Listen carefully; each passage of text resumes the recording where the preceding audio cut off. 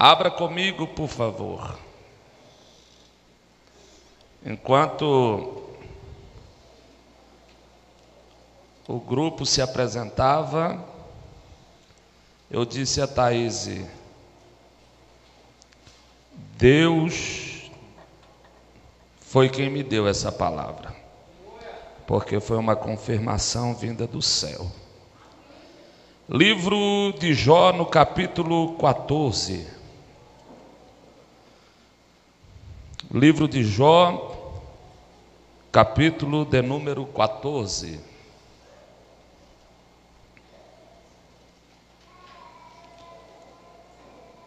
Livro de Jó, capítulo de número 14, verso de número 1.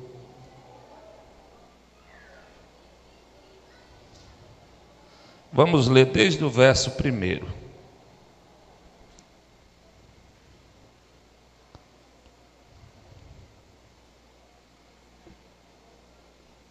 Os que encontraram, diga glória a Deus.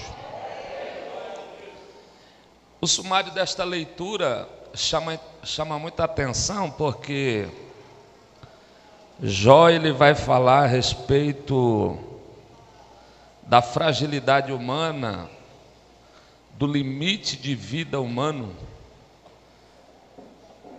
Ele diz assim: Jó roga a favor de Deus por causa da brevidade e miséria da vida humana.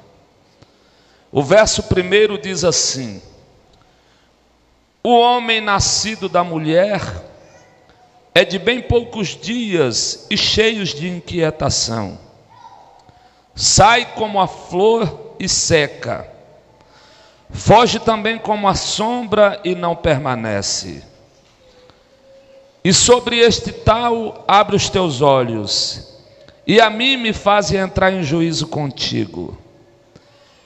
Quem do imundo tirará o puro? Ninguém. Visto que os seus dias estão determinados, contigo está o número de seus meses, e tu lhe pusestes limites, e não passará além deles. Desvia-te dele para que tenha repouso, até que como jornaleiro tenha contentamento no seu dia. Verso de número 7 diz: porque há esperança para a árvore que, se for cortada, ainda se renovará, e não cessarão os seus renovos. Se envelhecer na terra a sua raiz, e morrer o seu tronco no pó, ao cheiro das águas, brotará, dará ramos como a planta. Verso número 7. Quem pode repetir comigo? Porque ainda há esperança. Não, foi fraco, foi fraco. Só o porque ainda há esperança. Repita comigo. Porque ainda está fraco. Porque ainda há esperança. Só até aí. Ainda há esperança. Durante esse período de pandemia, a gente viu tanta gente perder a esperança, né? Tanta gente falar que agora é o fim do mundo. Agora acabou. Mas a igreja continuou lutando, conforme foi apresentado aqui. Teve muita gente que as esperanças se desfaleceram, acabaram. E de muitos, a gente olha assim e tenta até não tirar a razão. Porque quantos perderam quem amava durante todo esse período? Quantos olharam para a frente e não viram saída? Mas aí, para quem é conhecedor da história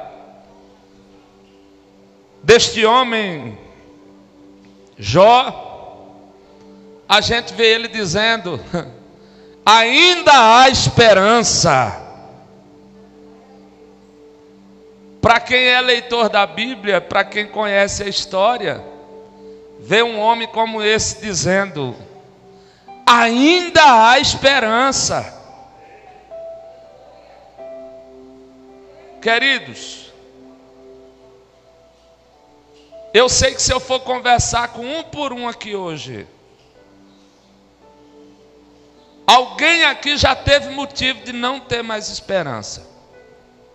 Não ter esperança no casamento, não ter esperança no filho que entrou nas drogas, não ter esperança com alguém que, quem sabe, a medicina já desenganou, não ter esperança em que a família volte a ser estruturada. Eu sei que se eu conversar com muita gente aqui, muita gente vai dizer para mim: em alguma coisa eu não tenho mais esperança. Não dá mais. Observe bem. Eu quero que você, prometo que eu não vou ser demorado, até porque nós temos mais programações para esta noite, mas eu quero chamar a sua atenção para esta palavra. Uma construção, um prédio, para ele permanecer de pé, para ele permanecer firme, ou uma árvore, para ela permanecer em pé, para ela permanecer firme, depois de uma grande tempestade. Observe bem, não é a estrutura externa desse prédio, ou a estrutura externa de uma grande árvore, que faz com que ela permaneça em pé após uma grande tempestade. Mas se você for observar, o que é que faz com que grandes construções permaneçam de pé? Aí você vai conversar com um engenheiro, e ele vai te apresentar todo um processo de construção de um alicerce, para eles poderem ter uma base sólida, para que aquela construção enorme, depois de uma grande tempestade, ainda assim ela permanecer de pé. Precisa-se de uma base, precisa-se de um alicerce sólido e bem construído. Quem está me entendendo, diga glória a Deus. E uma árvore, o que é que faz uma árvore permanecer de pé após grandes vendavais, ou até mesmo grandes paredes de águas, tsunamis? Observe, esses dias eu ainda estava vendo um vídeo no YouTube de um tsunami que aconteceu a certa época, e a devastação que aquele tsunami fez. Aí você observa que algumas árvores ficam de pé, ela fica bem descabeladinha assim, mas ela continua lá. O que faz com que essa árvore permaneça de pé, ainda que com as suas galhadas quebradas? O que faz o tronco ainda permanecer de pé não é aquilo que está ao exterior da terra, mas é o que está no interior da terra para baixo. O importante não é a quantia que você cresce exteriormente, mas o importante é a quantia que você cresce internamente. Já dá até para mim começar a aplicar alguma coisa aqui. O importante não é o terno, a gravata, a maneira que você se apresenta aqui no púlpito da igreja menorá externamente, mas o importante é a maneira que você se apresenta trancado dentro do teu quarto, no teu lugar secreto. É muito fácil, pastor Edilson, pastor Amona, eu vim aqui me apresentar bonito, de terno, gravata, mas por menor a tempestade que eu enfrente, vocês ouviram falar que o Otávio já era. O Otávio se afastou, desviou da igreja, abandonou tudo. Por quê? Enfrentou uma tempestade. E a tempestade levou o Otávio embora. Mas por que é que levou o Otávio embora? Talvez o externo dele parecia uma grande construção, mas a base dele estava muito frágil. O interior dele estava muito sensível, a ponto de que, por mais pequena que foi a tempestade, Guilherme, ela assolou a vida do Otávio. Quem está entendendo, diga glória a Deus. A Bíblia diz que havia um homem na terra de Uz, cujo nome era Jó. E este homem, observe bem, era sincero, reto, temente a Deus, desviava-se do mal. Nasceram-lhe 7 filhos, 3 filhas. Olha o tanto que era abençoado. 7 filhos, 3 filhas. Não para por aí. E o seu gado era 7.000 ovelhas, 3.000 camelos, 500 juntas de boi, 500 jumentas. Era também muitíssima a gente ao seu serviço, de maneira que este homem era o maior que todos do Oriente. Observa que a Bíblia dá quantidade no seu rebanho, dá quantidade nos filhos que ele tinha, mas não dá quantidade do tanto de funcionário que esse homem tinha. Mas também, olha lá, 500 juntas de boi, 500 tratores para cuidar. Olha ali, 500 jumentas, eram os carros de passeio, pastor Edilson. 3.000 camelos, o homem tinha uma frota de caminhão.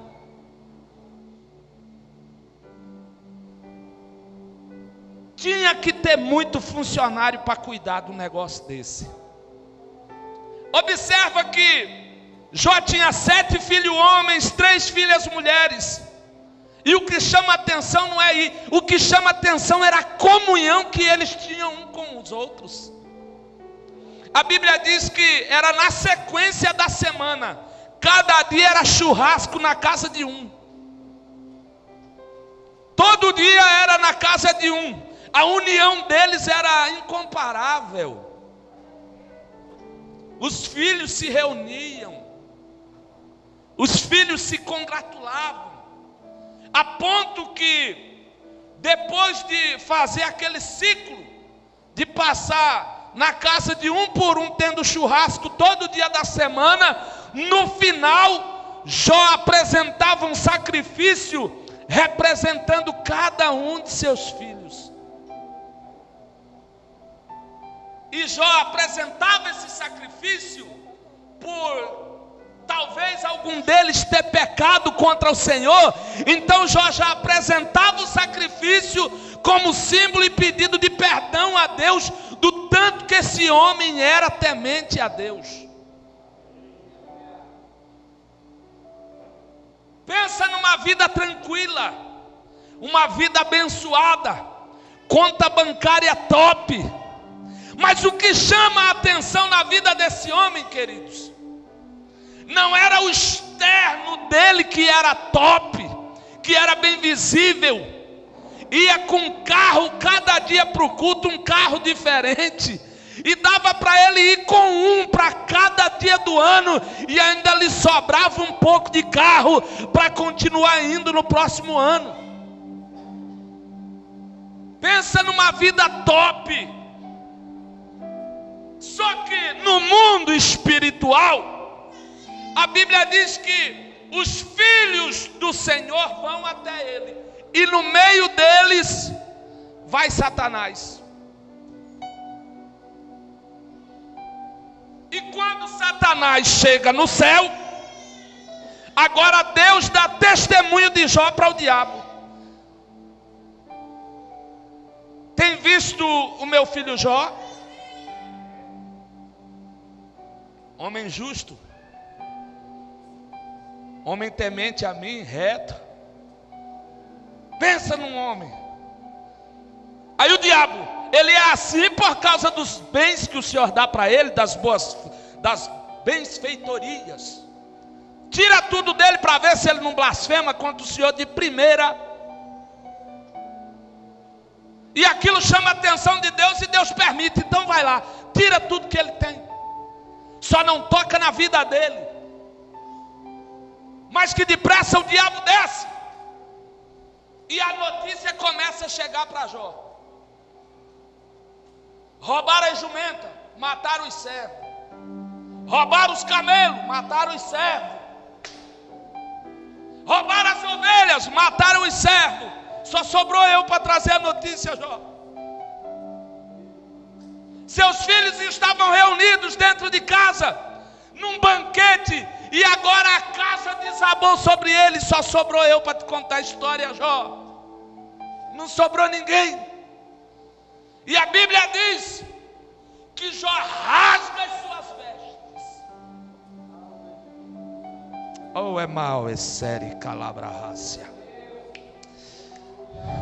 Jó rasga as suas vestes, se lança na terra. E sabe o que me chama a atenção? Ele não se lança na terra para murmurar, não se lança na terra para reclamar, mas ele se lança em terra para adorar. E não para por aí. No capítulo 2, eu costumo dizer que Satanás aguentou só 2 rounds com Jó. Foi no capítulo de número 1. No capítulo de número 2, Jó vence por nocaute.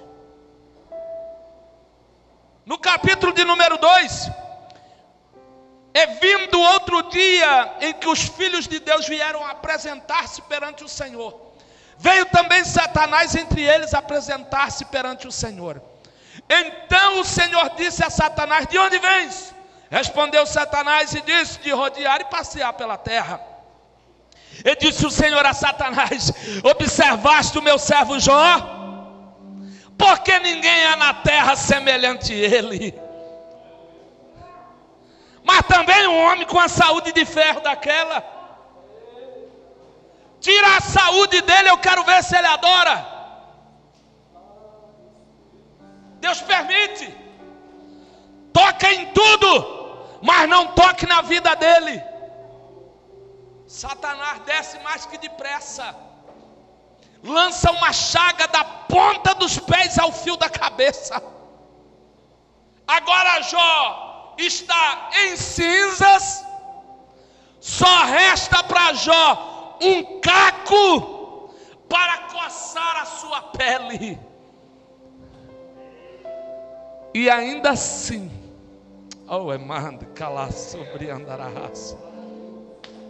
a ponto da sua mulher, alguns teólogos dizem que essa mulher, ela não amaldiçoou, mas lendo a Bíblia e pregando aquilo que está escrito aqui na Bíblia, na versão que eu tenho, Bíblia Pentecostal, revista e corrigida, diz assim: então a sua mulher lhe disse: ainda retens a tua sinceridade? Amaldiçoa a Deus e morra. Mas ele lhe disse: como fala qualquer doida, fala tu. Receberemos o bem de Deus e não receberemos o mal? Em tudo isso não pecou Jó com os seus lábios.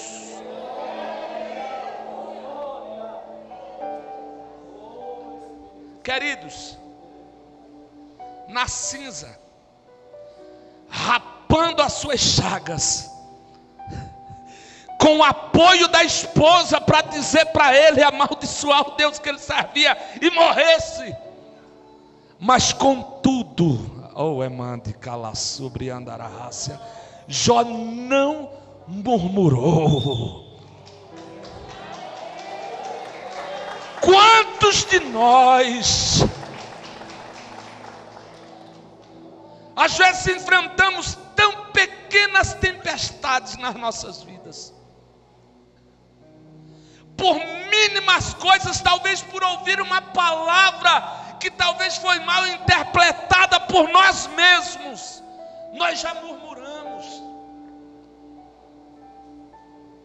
Mas aí a gente observa a vida desse homem e vai ver o que é que ele tem de tão especial. Onde é que estava o segredo?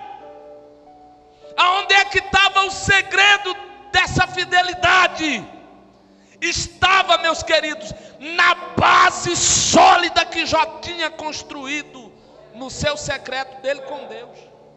A confiança que ele tinha no Deus a quem ele servia. É servir não pela metade. É muito fácil a gente servir a Deus quando tudo vai bem. É muito fácil a gente servir a Deus quando o resultado só dá favorável. É muito fácil. É muito fácil a gente torcer para um time que só está ganhando. É muito fácil. É muito fácil a gente dar glória a Deus quando as coisas dentro de casa estão tudo 100%. É muito fácil eu adorar a Deus quando eu chego no final da pandemia e não perdi ninguém. Agora quero ver eu adorar a Deus saindo lá do outro lado de uma fase como essa que estamos enfrentando, ainda que com muitas percas, mas em todo tempo adorando a Deus. Talvez a tempestade dessa vida tenha assolado a tua vida financeira, a tua vida conjugal. Teus filhos que estavam na igreja agora se distanciaram. Teu esposo que estava firme agora se distanciou. A tua esposa se distanciou.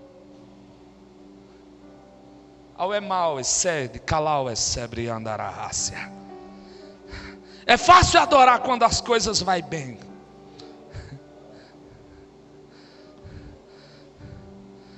Dois rounds. Satanás perde. Agora Jó está lá na cinza, raspando a sua pele. Chega 3 companheiros. Elifaz, o temita, Bildade, o suíta, e Zofar, o naamita. Chegam os 3 amigos de Jó, se aproximam dele, em silêncio. Às vezes a gente tem amigos que nos ajudam a chegar até Deus, mas às vezes tem amigos que parece que veio nos ajudar, mas nos faz distanciar de Deus. Satanás perde em 2 rounds para Jó. Mas agora 3 amigos começam a mudar o pensamento de Jó.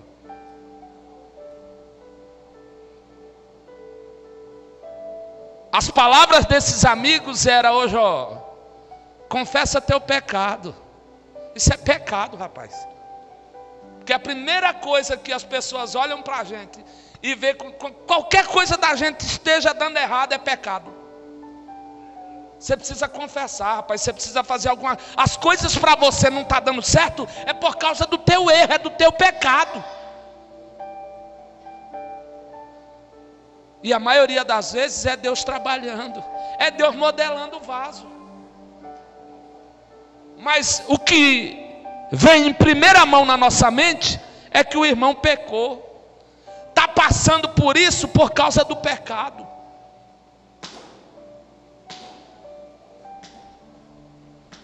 Se eu perguntasse para a irmã, que agora há pouco vai ser consagrada aqui a pastora,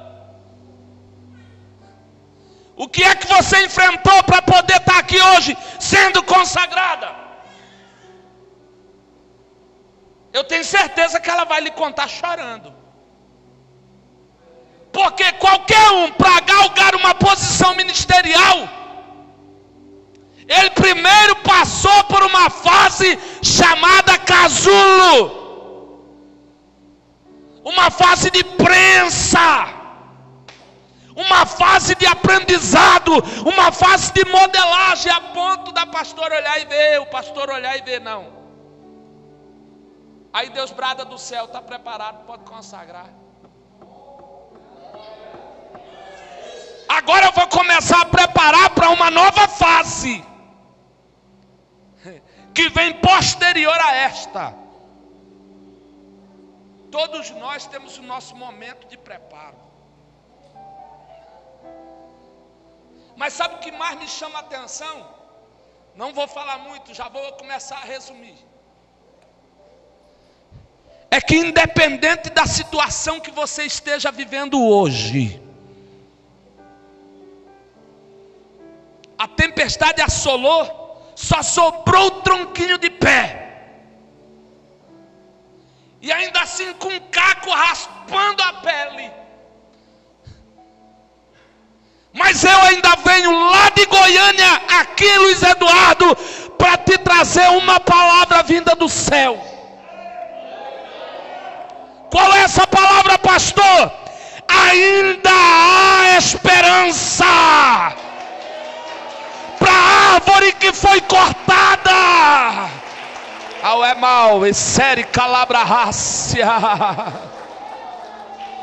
Ao imã de covia na sebria. Ainda há esperança para a tua vida, ainda há esperança para a tua família, ainda há esperança para o teu esposo, ainda há esperança para o teu casamento, ainda há esperança para a árvore que foi cortada. Ainda que você olha e veja que só restou a raiz, a Bíblia vai dizer que ao cheiro das águas, aleluia, ao cheiro das águas, essa raiz vai brotar. essa raiz vai voltar a ter vida. Essa raiz vai voltar a dar fruto. Essa raiz vai voltar, oh, é mal, é sério, calabra rácia. Essa raiz vai voltar, oh, glória, a germinar novamente. Agora você vai ver aquela árvore linda, cheia de fruto, porque se aproximou de quem? Das águas. Agora, qual o significado de água? Existem dois significados na Bíblia Sagrada e nós vamos pegar o primeiro significado.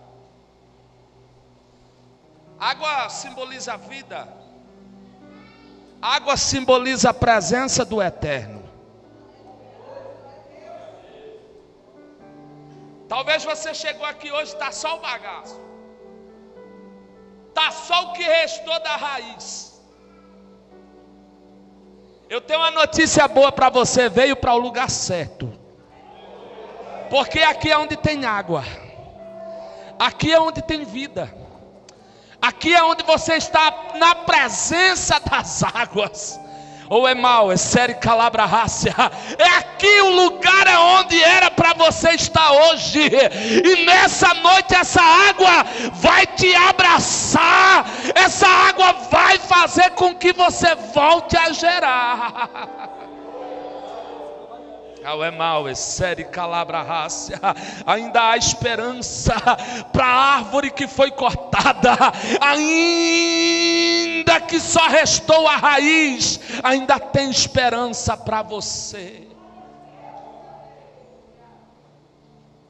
Parece que eu estou vendo. – 22 de julho de 2011.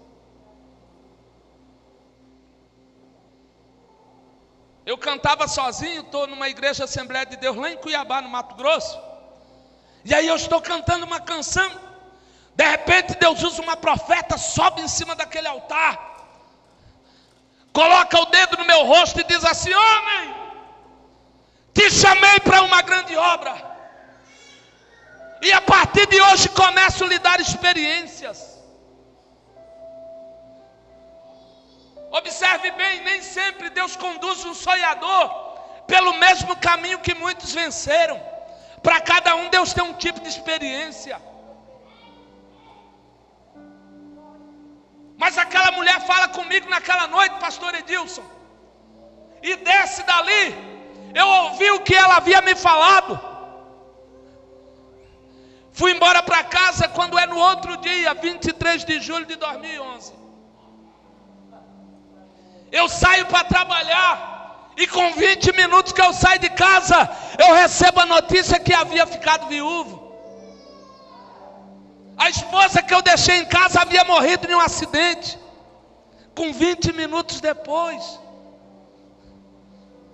3 meses depois havia abrido uma oficina na cidade de Várzea Grande.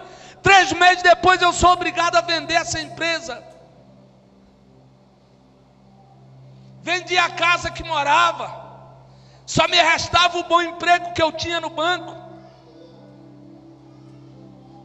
Agora preciso sair até do emprego, porque não tinha cabeça para trabalhar. Me tranquei dentro de um quarto, voltei a morar na casa do meu pai e dizia para ele que tudo que eu fazia não dava certo. Trancado dentro daquele quarto, pensando em morrer. Tal é mal, este cal é marrácia. Aos olhos de muito, hoje era para eu ser um depressivo. E para não parar por aí, junto todo aquele dinheiro que havia vendido a casa, a empresa, um carro que tinha, vou comprar um caminhão, levo um golpe, perco tudo.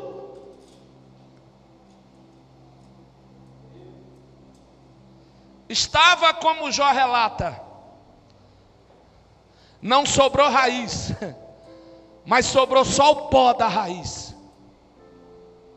Só que lá dentro daquele quarto, aonde eu estava, o cheiro das águas chegou. Deus usa a irmã Thaís. Me pede em casamento, pensa na injeção de ânimo.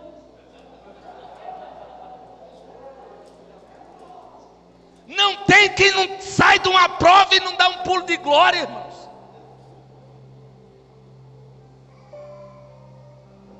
Nos casamos. Deus me deu o ministério. Thaís e Otávio para cantar. Viemos morar em Goiânia, chegamos em Goiânia só com o dinheiro do aluguel, só que debaixo do cheiro das águas.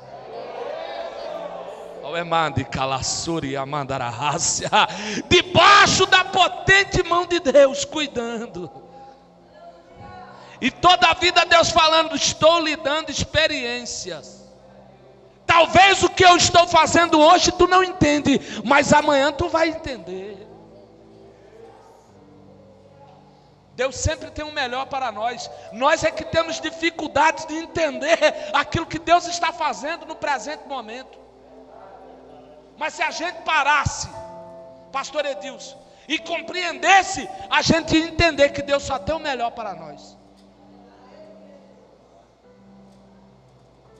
Nós temos que parar de tentar resolver com as nossas mãos. A gente tudo tenta resolver do nosso modo. Pensamos que somos capazes de alguma coisa, quando na verdade a nossa incapacidade chegar até Deus, parece que eu vejo Deus até rir de ver. Aí Deus, parece que eu vejo Deus olhando do céu e dizendo: se descansasse em mim, não sofria desse tanto.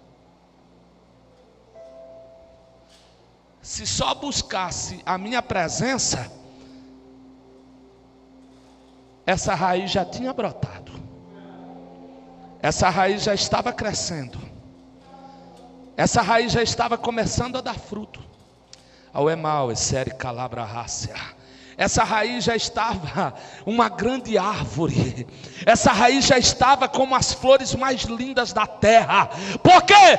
Porque muitas das vezes nós deixamos de crescer porque tentamos crescer com as nossas próprias mãos.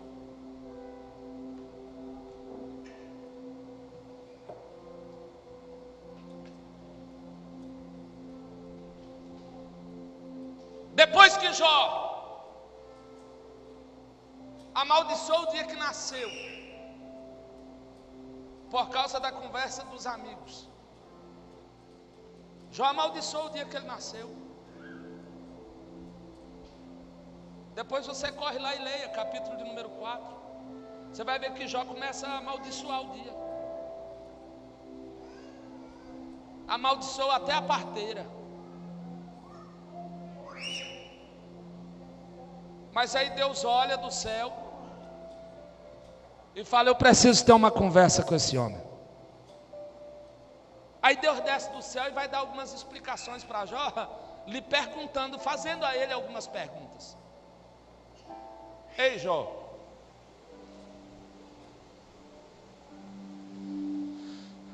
quando eu fiz as fundações deste mundo, tu estava onde?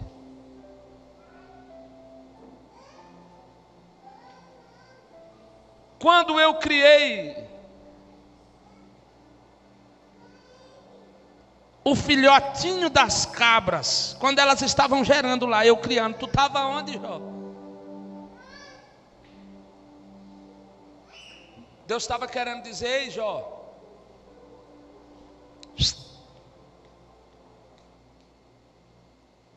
antes de você ser gerado no ventre da tua mãe, Jó, eu já lhe conhecia, ó. Ei, Jó, antes de Satanás me desafiar lá no céu, eu já sabia do resultado do negócio. Tudo está no meu comando, tudo está no meu controle. Ei, está se preocupando à toa. Está desesperado por quê? Está angustiado por quê? Como é que você quer que Deus faça algo na tua vida sem aceitar as experiências que Deus tem para você? Como é que eu vou viver a minha vida toda contando experiência do pastor Edilson e da pastora Mona? Deus, Ele está lhe formando. Deus está fazendo de você uma base sólida. Ao é mal, é sebre, calau, é sebre, andarácia. Se você entendesse o que é que Deus está fazendo de você, quer entender?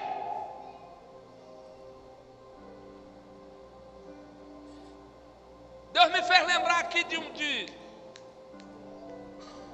de algo muito interessante. Quando eu era menino, que eu ia para a roça, eu via meus primos correndo naqueles cascalhos, estrada de terra, mas de pedra, correndo descalço. E às vezes eu de chinela havaiana não aguentava correr, e eles corriam descalço assim, era aquele carreirão. Deus me fez lembrar disso agora. Aí eles corriam mesmo que tivesse de botina. E a gente corria, ai. Mas por que é que eles corriam daquele jeito? Porque desde pequeno nunca teve um chinelo para pôr no pé. Aí foi criando uma capa por baixo do pé deles, que virou como que um escudo. Quando a vida estiver te dando pancada demais, você levanta a mão para o céu e glorifica a Deus. Que é Deus que está te calejando, sabe para quê? Para lá na frente, qualquer pancada que você venha sofrer no ministério, não venha te abalar, não venha te fazer sofrer. Ao emad, calau, é sebre, andararrácia. Não é assim, pastora? Está na frente de uma obra como essa, sofre pancada demais. Aí a gente vai entender por que passou o que passou. Aí a senhora vai lembrar por que eu passei tudo que eu passei. Para que essas pancadas que a senhora sofre hoje não te fizesse nem cóstica. Tal emande calassuri amandarrácia. Para essas pancadas que você leva hoje, não te fazer desistir no meio do caminho. E para que esse número aqui não fique em apenas um dígito, mas que ele vire 2 dígitos, 3 dígitos, 4 dígitos, 5 dígitos. E se talvez a senhora não chegue ao 3º dígito, mas a sua descendência vai continuar os dígitos. Ao emande calassuri amandararrácia. O que é que faz isso? São as experiências que Deus dá a nós. É assim.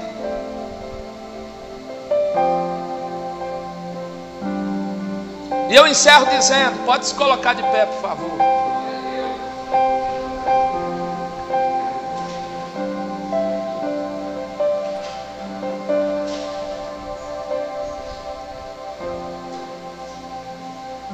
Não importa a situação que você entrou aqui hoje.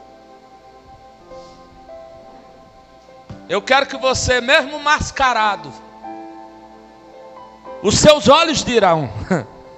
Você vai olhar para uma pessoa que está do teu lado e vai dizer para ele: ainda há esperança. Ainda há esperança. Ao é mal, é sério, calabra rácia. Ainda há esperança. Tem uma canção que diz que ainda há esperança para a árvore que foi cortada. Que aqui, junto ao cheiro das águas, ela volta a brotar. Quem pode orar comigo nessa noite? Ainda tem esperança para a tua vida. Se tem alguém aqui que ainda não é crente, entrou aqui dentro nessa noite e quer aceitar Jesus, quer vir aqui na frente, aceitar a Cristo hoje, ainda tem esperança para a tua vida. E a sua esperança está aqui, ao cheiro das águas. Você vai voltar a crescer. Você vai brotar novamente. Oh, glória. Você vai voltar a dar frutos. Tem alguém? Se não tem, eu vou orar. Oh, bendito é o nome do Senhor para sempre. Tem alguém? Fecha os teus olhos aonde você está agora. Eu te convido a dizer as palavras mais lindas de seu vocabulário para o Senhor agora. As palavras mais lindas. E o crente mais feliz aqui nessa noite começa a orar. Querido Deus e eterno Pai, nós te louvamos. Apresentamos, Senhor, a igreja Menorá. Te apresento, Senhor Deus, o pastor Edilson, a pastora Mona agora. Ó Pai, em o nome de Jesus Cristo, eu apresento, Senhor, cada irmão, cada irmã que adentrou aqui nesta casa. Talvez entrou aqui hoje angustiado, desesperado, coração aflito. Outros entraram aqui nessa noite com o coração saltando de alegria. Ó meu Deus, em o nome de Jesus. Ó Deus, outros entraram aqui agora enfermo. Ó Pai, em o nome de Jesus Cristo, visita eles agora. Aqueles que entrou aqui enfermo, que receba a cura da parte de Deus. Aquele que entrou angustiado, receba alívio do céu agora. Você que entrou aqui hoje pensando que não tinha mais esperança para a tua situação. Ó Deus, anima a vida do teu servo, da tua serva agora. Ó Pai Todo-Poderoso, em o nome de Jesus Cristo. Eu te adoro, Senhor, eu te exalto. Eu engrandeço o teu santo nome, ó Pai, em nome de Jesus Cristo, ó Deus.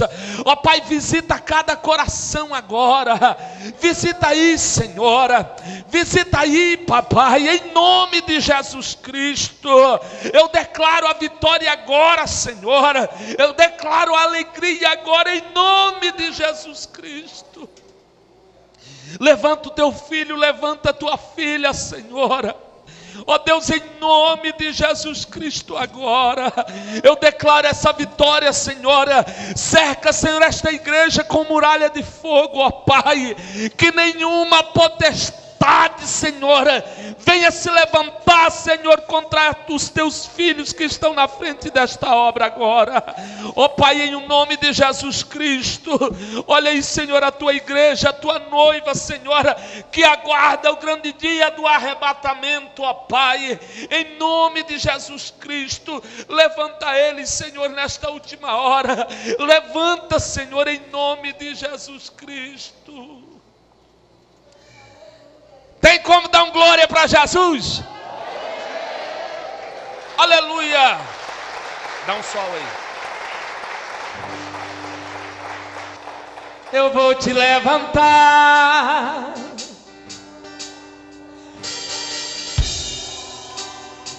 Eu vou te modelar. Será de um jeito e ficarão de longe se perguntando, será que é ele? Você vai responder, eu estava já parando, Jesus me levantou.